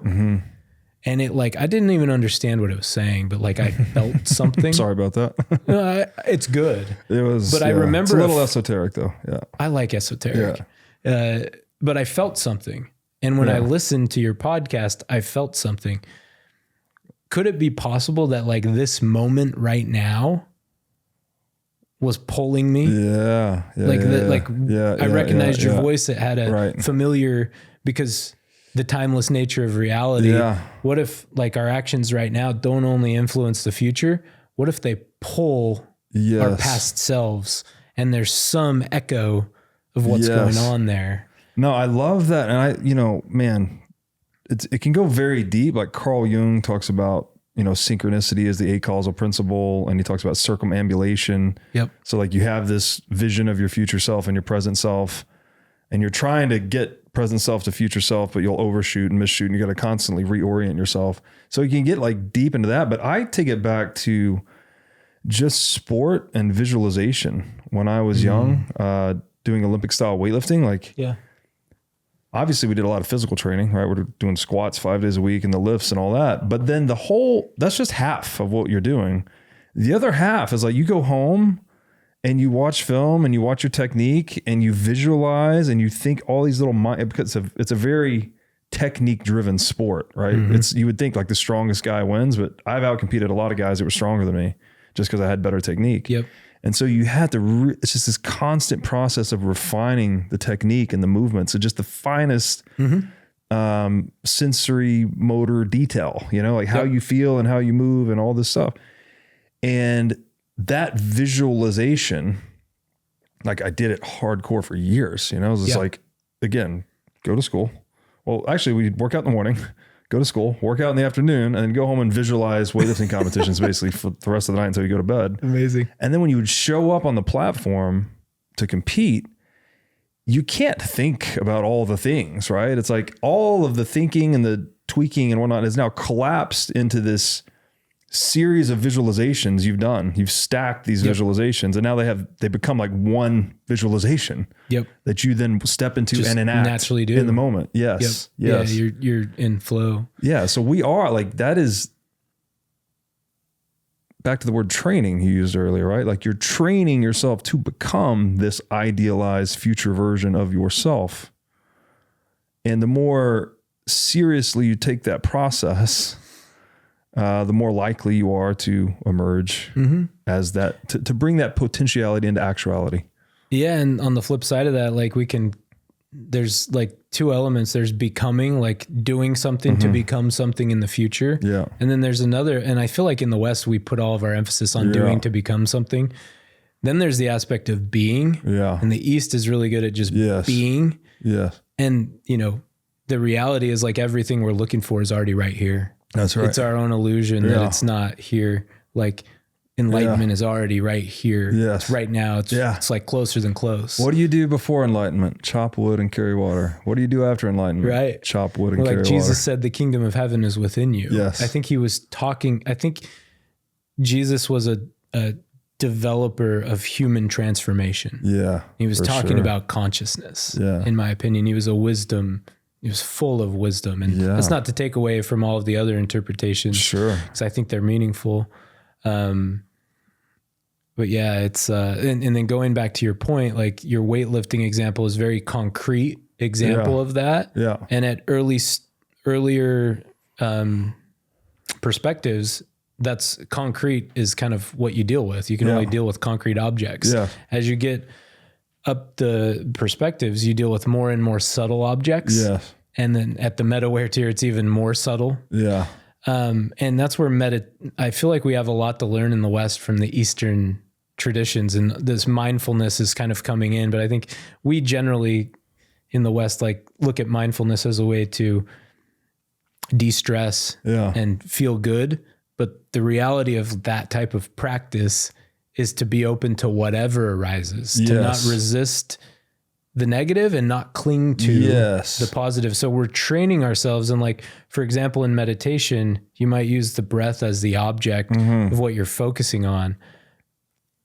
You know, I've had teachers that say it's not so much that the breath is really important. That's a good anchor and a way in to meditation, but you're training concentration. Yes. You're training yourself to concentrate on what you want to concentrate on. And the more you train that, then when life comes at you, it's about freedom. Yeah. Do I want to be thinking right now about this? Right. Or do I want to not think about this? Yes. And I'm not ruled by this emotion. It's about freedom. Yeah. Yeah. Yeah. One of my highest health priorities is keeping my brain in top shape. To take care of my brain power, I do many things, such as striving to read, write, exercise, and meditate daily. One of the latest tools in my brain power toolkit is MindLab Pro. MindLab Pro is a nootropic supplement that is scientifically proven to enhance your brain power. When I take MindLab Pro, my mind feels like it has a better grip on the world, my thinking is more lucid, and the articulation of my speech is radically improved. MindLab Pro has been tested in rigorous, double-blind, placebo-controlled human trials and has been proven to enhance brain power for users in every age group. MindLab Pro is an advanced formulation of 11 nootropic ingredients and is backed by research from over 1,400 human trials conducted over the past 32 years. So if you're looking to enhance your brain power, MindLab Pro is an excellent solution. Go to mindlabpro.com/breedlove to start enhancing your brain power today. Again, that's mindlabpro.com/breedlove. Knowing when to buy Bitcoin can feel complicated, and knowing how much to buy can be overwhelming, and getting started can be a headache, but it doesn't have to be. That's exactly why I recommend Coinbits, because it solves these major blockers and it's the easiest way to buy Bitcoin. With Coinbits' Round Ups feature, you can automatically convert your spare change into Bitcoin while you shop. For example, when you buy a coffee for $3.50, the extra 50 cents is rounded up and it goes straight into Bitcoin. Here's why that's a huge win for you. because you don't have to be a tech wizard or try to time the market just right with Bitcoin. With Coinbits roundups, you simply set it, shop, and stack sats. And you can set this up in under 2 minutes. Just visit the website, connect your card, and boom, you're buying a little Bitcoin every time you spend money. So stop wasting your time with complicated exchanges or confusing shitcoin apps. Coinbits simplifies your Bitcoin savings strategy. So go to coinbits.app/breedlove. Again, that's coinbits.app/breedlove. Yeah, the meditations, it is the letting go, right? Because the thoughts arise and you're supposed to let them just pass by like passing clouds. But you do need, for me at least, the anchoring to the breath and reciting it. Like I just say, breathing in. What I do is even numbers are breathing in, odd numbers are breathing out. But then when I get to 10, so it's like, breathing out 9, breathing in 10, then I go breathing out 0, 1, and then I go back to breathing in 2. So like I just rotate that. And it kind of gives you a little game to play in a way. It's like, can you make it to 10 and back without, thinking, trailing off into some other thought? Yep. And it's hard, actually very hard. Yeah. But then you get going on that wheel for 20, for me, it's like 20, 30 minutes. And then at some point you can stop anchoring to that internal some kind of language and you can just get into the feeling. Some drops down. Yeah. And I'm just breathing and I'm just being. And then occasionally, if you do that long enough, you get to that like nirvana place, which is, hard to reach. And I know there's way more levels to meditation than I've ever experienced, but like just those have been very profound. Yeah. And I find often when I come back, you're so refreshed. Totally. There's new ideas, there's new optimism. Like you feel everything's better, basically. You sleep better that night, you're in a better mood, you're smarter, you're better to your lover, like everything's just better. Yeah, totally. When you tap in, my experience is tapping into the heart. Yeah. There's a ton of new research coming out that the heart is has its own memories, its own intelligence, its own neurons. Actually casts like a field out Yeah. that other hearts kind of pick up on. Yeah. So I think the next 10 years with, AI and all this, like we're going to start realizing how much some of these deeper wisdom traditions are actually tuned into something that we just can't see. That's a deeper reality. For sure. But I think tying it all in, like these developmental frameworks, I think Bitcoin had to emerge at the time that it did for us as humanity to upshift. Yeah. I think in that fourth person-ish perspective, we need something like this to dismantle the old systems, decentralize power, realize all the nuance, create a playing field that can involve everybody. And then kind of I know we're probably short on time, so keep going. We goes, I'd say another 20 minutes at least. Yeah. Cool. Yeah. Okay. But the other point that I want to make, that fifth person perspective where you realize that the self is a story, is a construction. Yeah. That is so disorienting to deal with. Yeah. And so you need support. You need a community to like normalize it. So Terry O'Fallon, the lady that I was mentioning of the stages model, beautiful, beautiful human being. She's a wonderful teacher. I was doing a course, as I learned about these, as I was kind of going through that deconstruction and stepping into this new stage. And she said that it's really common in that fifth person perspective. You're changing so much. Your identity is changing so much. It's disorienting for you. Yeah. And everyone around you starts to become worried about you because you're changing so much. So she says, it's really common. Don't if someone reaches out to you and says they're worried about you, just tell them you're going through, it's totally normal. Right. So sounds like something a cult leader would tell you. I'm just kidding. Totally. Yeah. But disorienting because the whole stack is getting renovated. Yeah. Right. Yeah. So that happened. I was doing this course online. I was watching that video and trying to make sense of what in the hell is happening to me. I didn't choose this, it's just everything I used to be interested in, sports, all of it. I'm no longer interested in it. Those sorts of things are what my family connects on. University of Utah football. Yeah, of course. It's what we're into. I went to Tennessee. I know. I went through the same experience. Right. And all of a sudden I'm like, I don't really care. And if we don't have that to talk about, like, what are we connecting on? Yeah. And it felt very lonely to me because I wanted to have deep conversations about like deep feelings, but not everybody wanted to go there. That's like really disturbing and challenging. But after I was watching that video, within a couple weeks, my boss came to me and said, some of the executives are worried about you. Are you okay? And I just laughed because I'm like, oh, I'm right on. Like Terry told me this would happen. Yeah. And then my in-laws came to me as well and said that my brother-in-law and sister-in-law had approached them and said they were worried about me. Yeah. And it's like, cause I'm an introvert. Yeah. So as I went through that phase, and it's also a receptive phase, similar to a new baby that's in receptive mode. Right. Like your new capacities are coming online and you're just receiving new information. Right. And then as you get to mature fifth person perspective, you start to learn with these new capacities by doing. Kind of like an infant that has received all this new information, then they start learning by walking and falling on their face a million times. That's what happens at mature fifth person perspective is you have all these new capacities. You can interconnect multiple systems and find new ways that have never been, have never worked before. It's the path, and you learn by doing. It's the path to becoming sage-like, right? And the way I've heard the sage described is, as the child is to the adult is to the sage.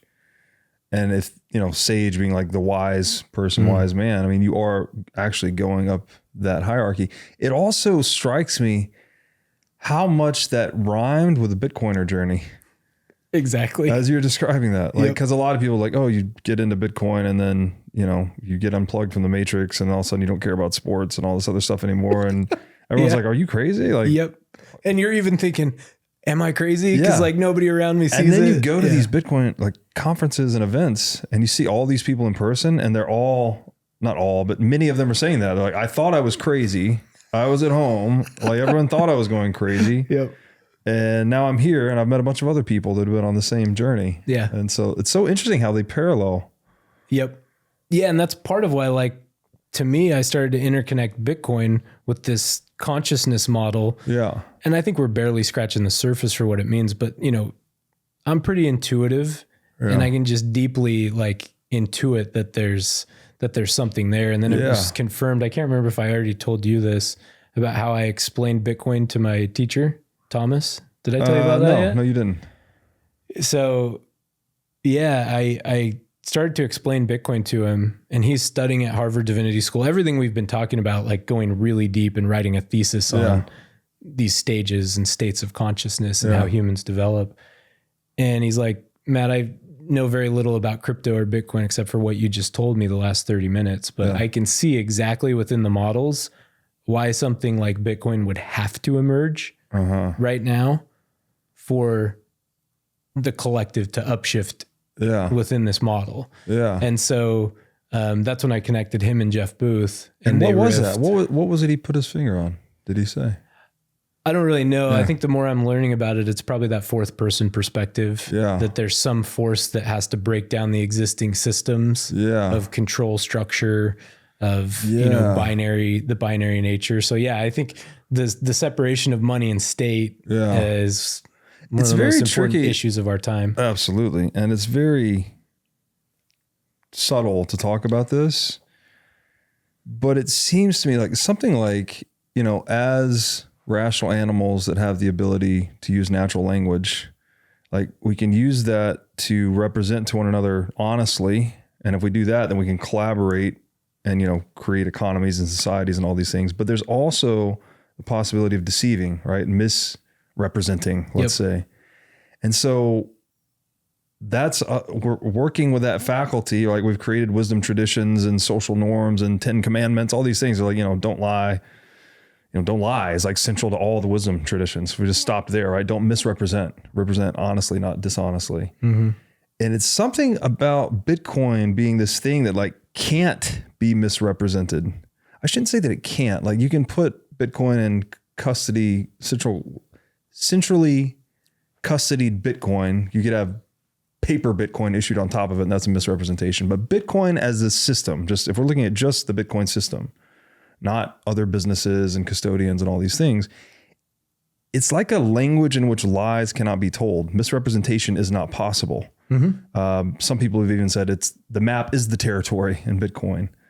And so it's something about that radical integrity to representation and base reality, which is like energy. So let's say integrity between information and energy, that is somehow through incentives inducing a similar integration process in us, like encouraging us to become more integral as components of the network, something like that. It's weird to talk about, but that's my current working intuitively thesis. I kind of pick up on what you're saying. The way I've explained it and kind of tried to think through it is that Bitcoin isn't just technological, it's ontological. Yes.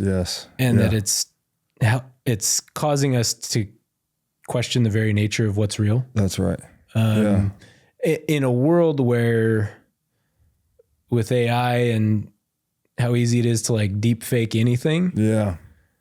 Like that's becoming more and more problematic. I could see a world where through a certain pessimistic lens, like we live in a world where how do you verify when anyone's talking to you in the next 5 years? How do I know that's real? Sure. In-person communication becomes more the norm, but Bitcoin is something that if you're running your node, using private keys and self-custody, you can verify it yourself. So it's a layer of trust in a world, this digital world where it's really hard to determine like what's real and who's behind it and what their motivation is. Yeah. It's the one true thing in digital space.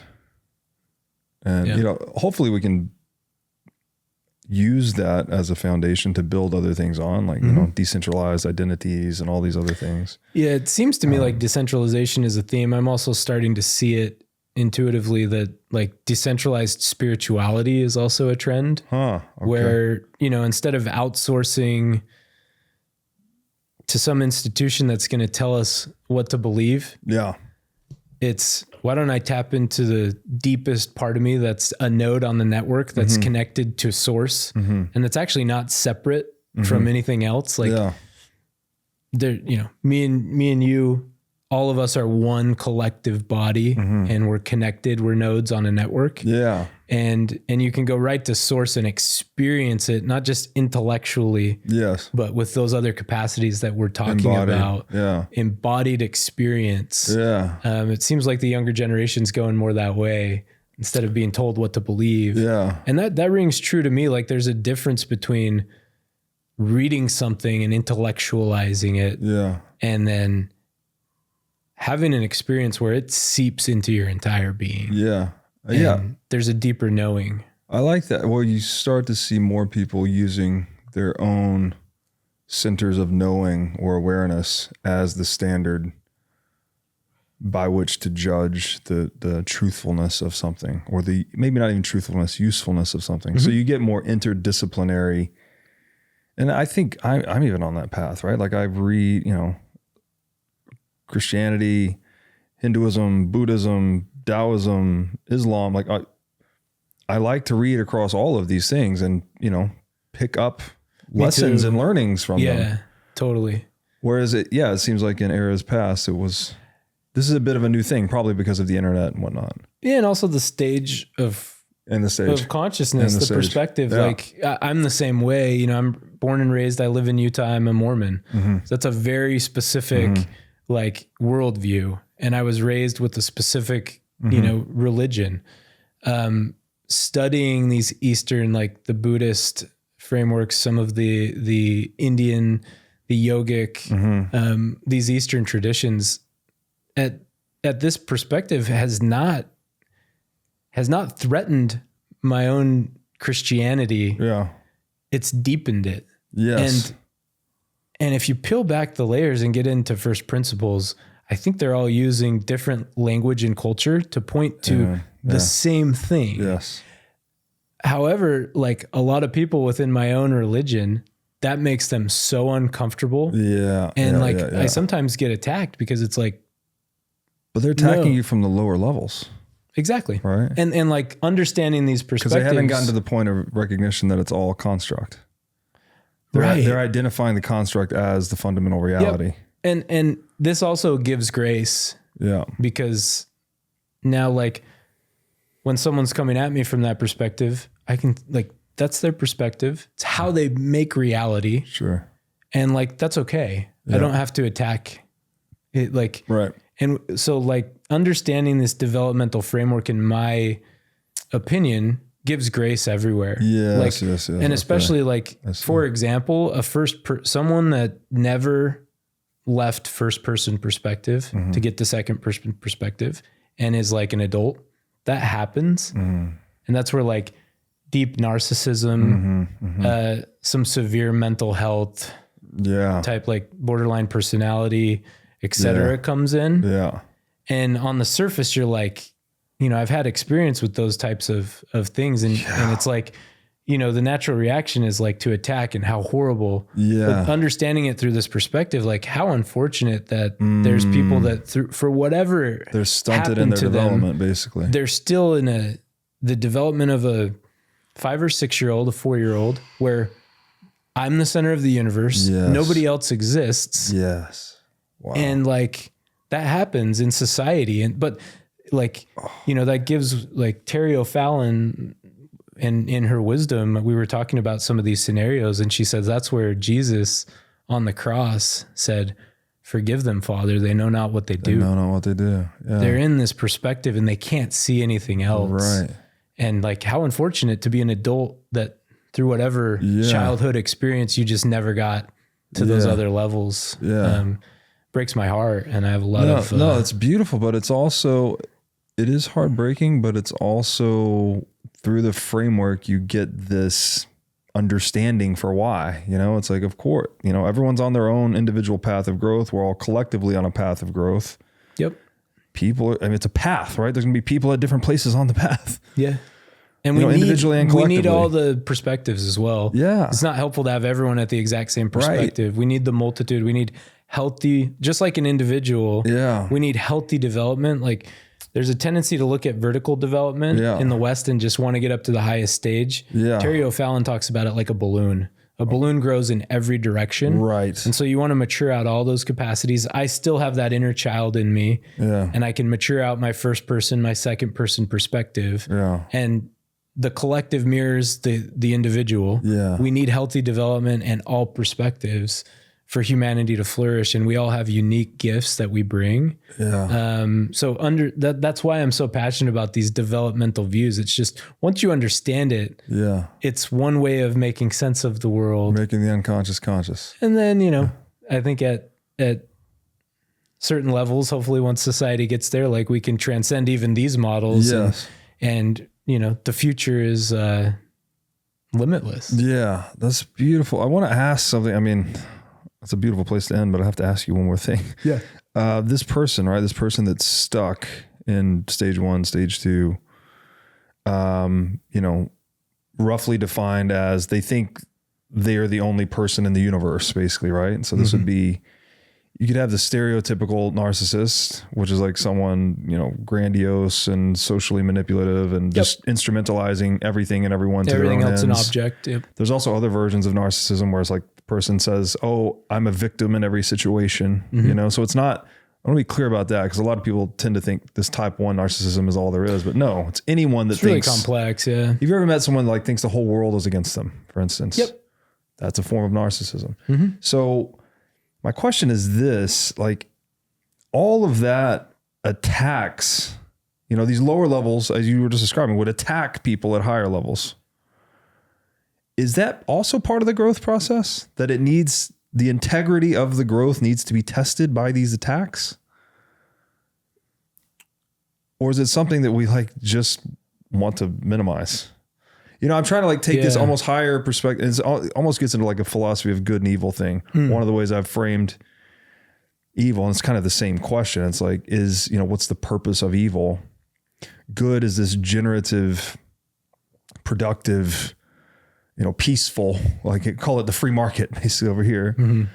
And then evil is like this predatory, zero sum, you know, confiscatory kind of thing, like the state, Yeah. Broadly speaking. But do we need that? You need that evil to like test the integrity of the things that the good is producing to see what will stand the test of time, so to speak. So there's almost like there's a transcendent polarity. Perspective between these things. It's interesting you bring that up. So I mentioned John Kessler earlier in integral polarity practice. It's a form of meditation that I work with kind of the group that I'm involved in. We work with polarities. Okay. And it's this idea that everything has its opposite. Yes. And at each perspective, first, second, third, fourth, like new polarities come online. Yeah. So like in early childhood, control versus submission comes online. That's in my deep work. I've found that like that was totally out of balance. I was all control and I never submitted to the uncontrollable. Yeah. So like bringing that back into balance. But with each polarity, whether it's control, submission, agency versus communion, expansion, contraction. Yeah. Like some of these are just innate. They come online as we're born. We already have them. Yeah. Masculine, feminine, all of those. As you work with each pole, you then like meditatively can come to we call it the still point. It's the place that transcends duality. This is the middle way, right? And that back to the word meditation, which meta, like center, MEDI, center. So I think we need all these opposing forces.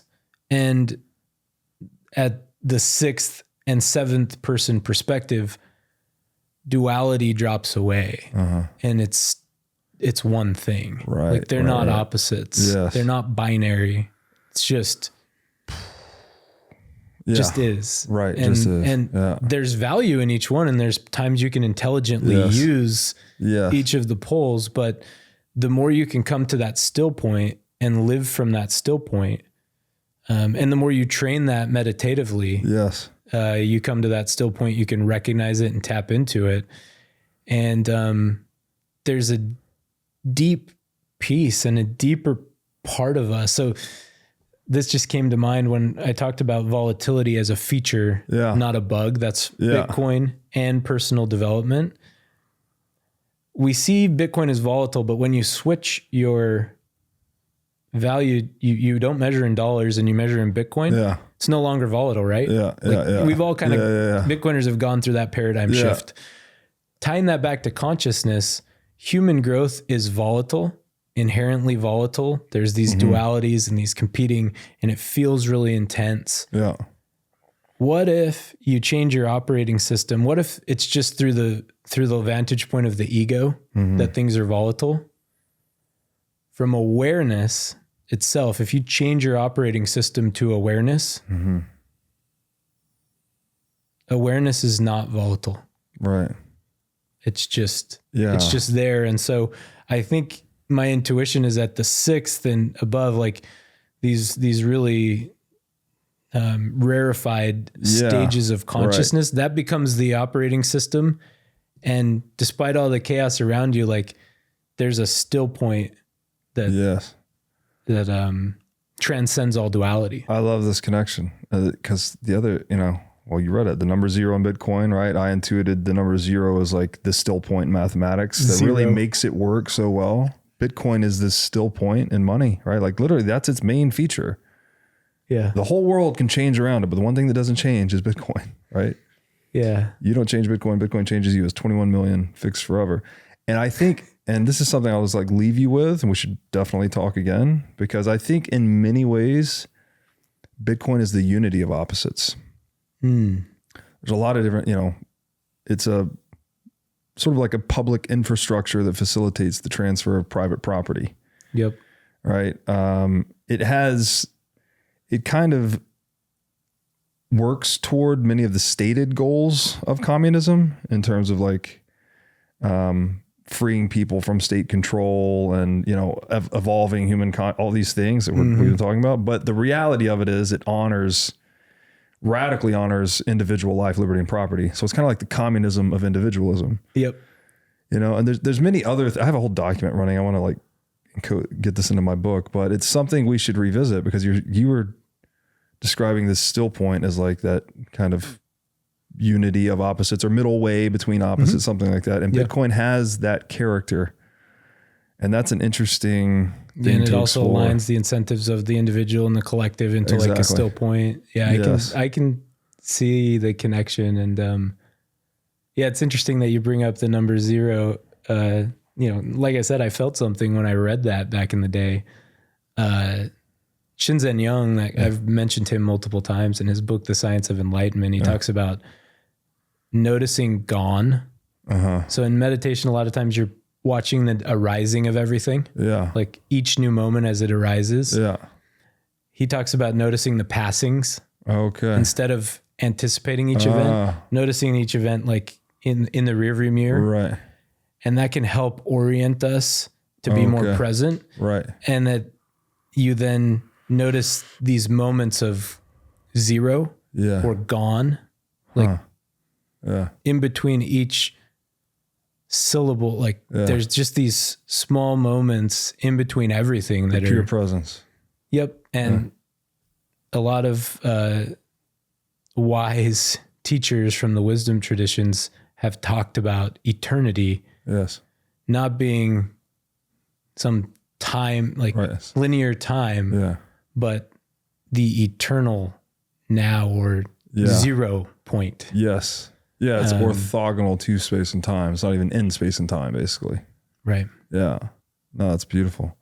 Dude, it's been an awesome conversation. Glad I could do this for hours. So definitely have to talk again. Well, thanks for having me out. Yeah, of course. We'll have to do it again. Maybe we'll start with Bitcoin as a unity of opposites next time and go from there. Matt, thank you so much, dude. Where can people find you on the internet? Yeah. So I'm on Twitter. Sure I'll leave you can put it in the show notes. The liminalleap.com is the new business that I've launched. So I write a weekly newsletter that explores Bitcoin consciousness, like all the topics we've been talking about, wisdom, awakening. And my newest offering that I just launched today actually is private one-on-one work for leaders, transformational guidance, to do the deep inner work to figure out where your unconscious patterning is showing up and in how you manage people. And so in line with kind of that vision of more mature leadership, this offering is geared toward that. So it's awesome. The liminalleap.com. Very cool. Thank you so much, man. Thank you. Thanks for watching. If you enjoyed this episode, click here to find more just like it, and here to find our most recent episode. Also, make sure to like this video to help shine light on the corruption of money, and be sure to subscribe to this channel to stay connected.